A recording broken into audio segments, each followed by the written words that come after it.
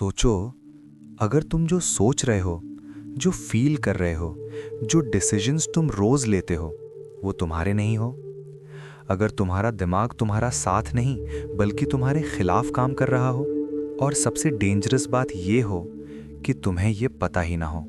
तुम खुद को रैशनल समझते हो, लॉजिकल, समझदार, लेकिन सच ये है, हम सब एक इल्यूजन के अंदर जी रहे हैं। एक ऐसा इल्यूजन जहां हम मानते हैं कि हम कंट्रोल में हैं, जबकि कंट्रोल कहीं और होता है। मैं तुमसे कोई थ्योरी शेयर नहीं करने वाला, मैं तुम्हें एक सच बताने वाला हूं। ऐसा सच जो शायद तुमने फील तो किया है, लेकिन कभी वर्ड्स में पकड़ा नहीं। कभी नोटिस किया है तुम किसी से बिना वजह इरिटेट हो जाते हो, किसी एक सेंटेंस पर गुस्सा आ जाता है, किसी एक लुक पर ईगो हर्ट हो जाता है, और बाद में तुम खुद से कहते हो, पता नहीं यार, बस हो गया। नहीं, बस हो गया कभी बस नहीं होता। तुम्हारा दिमाग तुमसे पहले रिएक्ट करता है, तुम्हारा इमोशन तुमसे पहले डिसाइड करता है, और तुम सिर्फ उस डिसीजन को जस्टिफाई करते हो।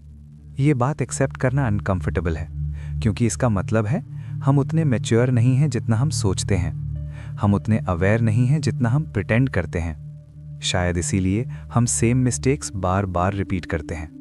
और एक ऐसी बात, मेरे दिमाग में एक ख्याल आया, हब बुक, बिल्कुल ऐसे ही जैसे किसी ने कान के पास आकर बोला हो, तुम दुनिया को समझने की कोशिश कर रहे हो, लेकिन खुद को कब समझोगे। हम मान लेते हैं कि हम कॉन्शियस बीइंग्स हैं, लेकिन सच ये है कि हम ज़्यादातर रिएक्ट करते हैं, सोचते कम हैं, और जो सोचते हैं वो भी इमोशंस के फिल्टर से। तुम्हारा गुस्सा अक्सर गुस्से की वजह से नहीं होता, तुम्हारी जेलसी अक्सर जेलसी के नाम से नहीं आती, तुम्हारा ईगो अपना नाम चेंज करके आता है। Self respect, principles, stand, pretty words, अगली रूट्स। हमारे इमोशंस पहले फील होते हैं, बाद में हम उनके लिए कहानियां बनाते हैं, लॉजिकल कहानियां, रिस्पेक्टेबल कहानियां, ताकि हम खुद को मिरर में देख सकें, और यहीं से हम खुद से झूठ बोलना शुरू कर देते हैं। सोचो, अगर तुम अपने ही इमोशंस के पपेट हो, और तुम्हारी लाइफ के पैटर्न्स, फेल रिलेशनशिप्स, रिपीट होती गलतियां, अननेसेसरी कॉन्फ्लिक्ट्स, अनफिनिश्ड ड्रीम्स, ये सब कोइंसिडेंस नहीं है, ये तुम्हारा इमोशनल ऑटो पायलट है। और जब तक तुम उस ऑटो पायलट को देख नहीं लेते, तुम उसे ओवरराइड नहीं कर सकते। ये कोई सेल्फ हेल्प मोटिवेशन नहीं है, ये एक अनकंफर्टेबल मिरर है जो बोलता है, तुम स्पेशल नहीं हो, तुम एक्सेप्शन नहीं हो, तुम भी वही ह्यूमन हो जो सब हैं। और इसी रियलाइजेशन में पावर छुपी होती है, क्योंकि जिस दिन तुम मान लेते हो कि तुम इरैशनल हो सकते हो, उस दिन तुम पहली बार थोड़ा रैशनल बनने लगते हो, और शायद यहीं से एक नया वर्जन ऑफ यू बॉर्न होता है। लेकिन गलत मत समझना, ये बर्थ फायरवर्क्स के साथ नहीं होता, कोई इंस्टेंट क्लैरिटी नहीं, कोई सडन एनलाइटनमेंट नहीं। ये शुरू होता है एक अजीब सी बेचैनी से, जैसे तुम खुद को पहली बार डाउट कर रहे हो, अपने ही थॉट्स पर, अपने ही रिएक्शंस पर। तुम नोटिस करते हो, तुम किसी बात पर गुस्सा हुए, लेकिन इस बार तुमने जस्टिफाई नहीं किया। इस बार तुमने खुद से पूछा, मैं रिएक्ट क्यों कर रहा हूं। और ये सवाल बहुत डेंजरस होता है, क्योंकि ये दूसरों पर नहीं जाता, ये सीधा तुम पर आता है। तुम रियलाइज करते हो, तुम्हारा गुस्सा अक्सर प्रेजेंट मोमेंट का नहीं होता, वो पुराना होता है, दबा हुआ, कभी किसी और के लिए फील किया गया। तुम किसी और पर चिल्लाते हो, लेकिन असल में तुम किसी और से बात कर रहे होते हो, शायद अपने पास्ट से, शायद उस वर्जन से जो कभी सुना नहीं गया। ह्यूमन माइंड एक अजीब मशीन है, ये इमोशंस फील करता है पहले, और रीज़न बाद में इन्वेंट करता है, और रीज़न हमेशा रिस्पेक्टेबल होता है। उसने लाइन क्रॉस की, मेरे प्रिंसिपल्स अलाउ नहीं करते, मुझे स्टैंड लेना था। सच या सिर्फ ईगो का डिस्गाइज। तुम जब भी किसी चीज़ को ओवर डिफेंड करते हो ना, समझ लेना वहाँ कुछ छुपा होता है। कॉन्फिडेंस का लाउड होना अक्सर इनसिक्योरिटी का साइन होता है, और यहीं से तुम एक और चीज़ नोटिस करने लगते हो, दूसरों में नहीं, खुद में। तुम बार बार वही टाइप के लोगों से अट्रैक्ट होते हो, वही पैटर्न, वही एंडिंग, अलग चेहरे, सेम पेन। और इस बार तुम डेस्टिनी को ब्लेम नहीं करते, तुम पूछते हो, मुझे ये फेमिलियर पेन ही क्यों कंफर्ट देता है। ये सवाल हैवी है, इसका जवाब इंस्टेंटली नहीं मिलता, कभी कभी तो मिलता ही नहीं, लेकिन सिर्फ ये पूछ लेना तुम्हें भीड़ से अलग कर देता है। मोस्ट लोग अपने इमोशंस के साथ बहते रहते हैं, तुम उनको देखना शुरू कर देते हो, जैसे कोई साइंटिस्ट अपने माइंड का एक्सपेरिमेंट ऑब्जर्व कर रहा हो, और धीरे धीरे तुम्हें एक और सच दिखने लगता है। तुम जितना ज़्यादा इमोशनल हो, तुम उतना कम रियलिटी देख पाते हो। इमोशन टनल विजन क्रिएट करता है, सिर्फ वही दिखता है जो तुम फील करना चाहते हो, जो तुम्हारे ईगो को सूद करे। इसीलिए हर फाइट में तुम हमेशा राइट होते हो, और फिर भी लाइफ रॉन्ग डायरेक्शन में जाती रहती है। Strange right? Real clarity dramatic नहीं होती, वो साइलेंट होती है, जैसे कोई धीरे से पर्दे हटा रहा हो, और जब पर्दा थोड़ा सा हटता है, तुम देखते हो तुम्हारे डिसीजंस काफ़ी हद तक तुम्हारे मूड्स का एक्सटेंशन थे। तुम खुद को स्ट्रांग समझते थे, पर असल स्ट्रेंथ रिएक्शन में नहीं होती।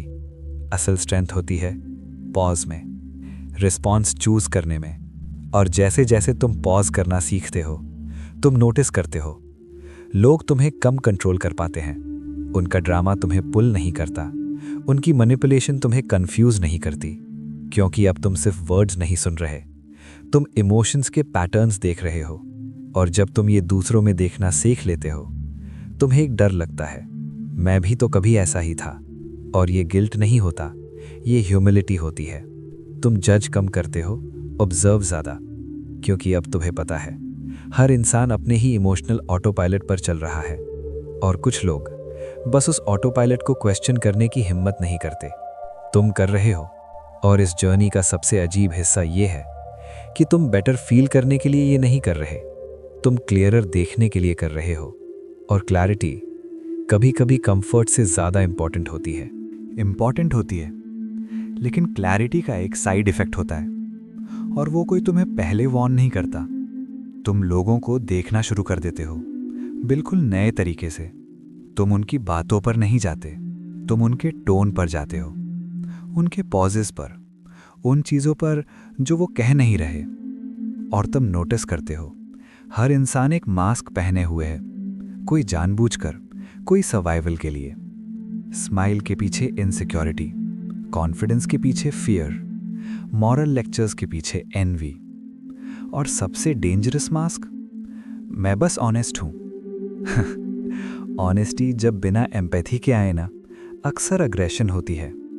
तुम समझने लगते हो लोग जैसे दिखते हैं वैसे होते नहीं, और जैसे होते हैं वैसे दिखाना अफोर्ड नहीं करते। ये रियलाइजेशन तुम्हें थोड़ा लोनली बना देती है, क्योंकि अब तुम ड्रामा में फुली घुसते नहीं, तुम उसे देखते हो दूर से। तुम नोटिस करते हो कुछ लोग हमेशा सेम कहानी जी रहे होते हैं, अलग अलग लोग लेकिन same role, victim, hero, villain. और हर कहानी में वो खुद को हीरो ही देखते हैं, क्योंकि ह्यूमन ईगो का एक रूल है, I am never the problem. तुम जब किसी के एक्शंस और उनके वर्ड्स के बीच गैप देखना सीख जाते हो, तुम्हारा ट्रस्ट ब्लाइंड नहीं रहता, ना सिनिकल होता है, बस इन्फॉर्म्ड हो जाता है। तुम किसी को जल्दी आइडियलाइज नहीं करते और जल्दी डीमनाइज भी नहीं करते, क्योंकि अब तुम जानते हो हर इंसान अपनी बैटल्स छुपा रहा है, और कुछ लोग अपनी बैटल्स को तुम पर प्रोजेक्ट कर देते हैं। और यहीं से तुम एक और अनकंफर्टेबल ट्रूथ देखते हो, कुछ लोग तुमसे प्यार नहीं करते, वो बस तुम्हें यूज करते हैं, अटेंशन के लिए, वैलिडेशन के लिए, या अपने खालीपन को भरने के लिए। Funny how that works. पहले तुम हर्ट होते थे, अब तुम समझ जाते हो, और समझना हीलिंग का एक साइलेंट फॉर्म होता है। तुम अपनी बाउंड्रीज एक्सप्लेन नहीं करते, तुम बस उन्हें फॉलो करते हो। और जो लोग सिर्फ तुम्हारी अवेलेबिलिटी के लिए आए थे, वो खुद ही दूर हो जाते हैं। ये लॉस जैसा लगता है, लेकिन असल में ये स्पेस है, स्पेस जहां तुम फाइनली खुद के साथ रह सकते हो, बिना नॉइस के, बिना कांस्टेंट इमोशनल नेगोशिएशन के। और यहीं से तुम अपनी शैडो देखना शुरू करते हो, वो साइड जो तुमने हमेशा डिनाई की, जेलसी, कंट्रोल, अटेंशन की भूख, पावर का टेस्ट। तुम प्रिटेंड नहीं करते कि ये एग्जिस्ट नहीं करती, तुम उसे देखते हो, एक्सेप्ट करते हो, क्योंकि जो तुम डिनाई करते हो वही तुम्हें सीक्रेटली कंट्रोल करता है। इंटीग्रेशन स्कैरी होता है, लेकिन ये तुम्हें फेक नहीं बनाता, ये तुम्हें होल बनाता है। तुम सेंट नहीं बनते, तुम अवेयर बनते हो। और जैसे जैसे ये अवेयरनेस डीप होती जाती है, तुम्हें एक चीज़ क्लियर दिखने लगती है। तुम सबको सेव नहीं कर सकते, तुम सबको समझा नहीं सकते, और ये तुम्हारी रिस्पॉन्सिबिलिटी भी नहीं है। तुम अपना रोल छोड़ देते हो, रेस्क्यूअर का, पीपल प्लीजर का, साइलेंट सफरर का। और पहली बार तुम अपनी एनर्जी अपनी लाइफ पर लगाते हो, बिना गिल्ट के। बिना गिल्ट के। और ये लाइन सुनने में सिंपल लगती है, लेकिन इसके पीछे एक पूरी जिंदगी बदलने वाली शिफ्ट होती है। तुम धीरे धीरे समझने लगते हो, हर चीज तुम्हारी जिम्मेदारी नहीं है, हर किसी का मूड तुम्हारा काम नहीं, हर रिएक्शन का जवाब देना जरूरी नहीं। साइलेंस भी एक डिसीजन होता है। पहले तुम सोचते थे, अगर मैं चुप रहा तो मैं वीक लगूंगा। अब तुम जानते हो, हर फाइट जीतने के लिए लड़ी नहीं जाती। कुछ फाइट सिर्फ तुम्हारी एनर्जी चुराने आती हैं, और कुछ लोग सिर्फ रिएक्शन के लिए प्रवोक करते हैं। उन्हें तुम्हारी शांति हजम नहीं होती। तुम ऑब्जर्व करते हो, जब तुम रिएक्ट नहीं करते, लोग अपना असली फेस दिखाना शुरू कर देते हैं। उनकी इम्पेशेंस, उनका एंटाइटलमेंट, उनका हिडन अग्रेशन। और तुम्हारा काम उन्हें एक्सपोज करना नहीं होता, तुम बस नोट करते हो और मूव ऑन कर जाते हो। तुम अपनी लाइफ में एक नया फिल्टर लगा देते हो। ये चीज लॉन्ग टर्म में मैटर करेगी क्या? अगर जवाब नहीं होता, तुम उसे इमोशनल इंपॉर्टेंस देना बंद कर देते हो। ये कोल्ड नहीं है, ये क्लियर है। तुम अपने गोल्स को भी अलग नजर से देखना शुरू कर देते हो। पहले तुम चाहते थे फास्ट रिजल्ट्स, इंस्टेंट वैलिडेशन, लोग क्या कहेंगे। अब तुम चाहते हो डेप्थ, कंसिस्टेंसी, इनर अलाइनमेंट। तुम समझने लगते हो, जो चीज सिर्फ ईगो को फीड करती है वो तुम्हें थका देगी, और जो चीज तुम्हें धीरे धीरे ग्रो करने देती है वो शुरू में बोरिंग लगेगी, क्योंकि उसमें ड्रामा कम होता है। तुम अपनी अटेंशन को रिस्पेक्ट करना सीखते हो। तुम उसे सस्ती चीजों पर वेस्ट नहीं करते। अटेंशन करेंसी होती है। और तुम फाइनली समझते हो, जो तुम देखते हो, जो तुम सुनते हो, जो तुम कंज्यूम करते हो, वो तुम्हारा माइंड बना रहा है। इसीलिए तुम अपने एनवायरनमेंट को कॉन्शियसली डिजाइन करते हो। कुछ लोग नेचुरली दूर हो जाते हैं, कुछ हैबिट्स छूट जाती हैं, कुछ डिस्ट्रैक्शंस अपनी पावर खो देते हैं।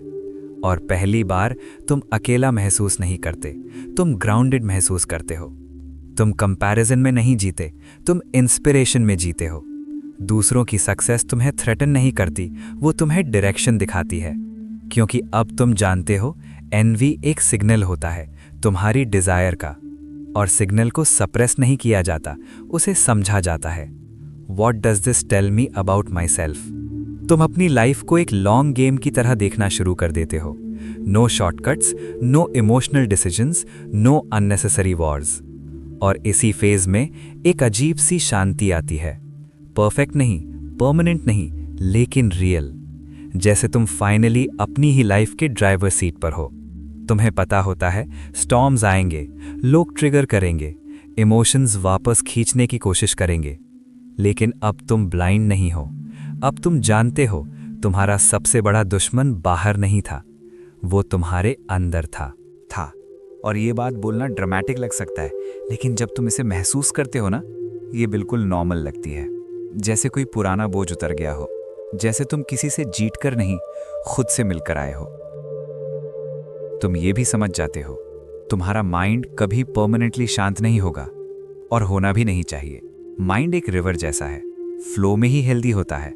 तुम्हारा काम उसे रोकना नहीं, डायरेक्शन देना है।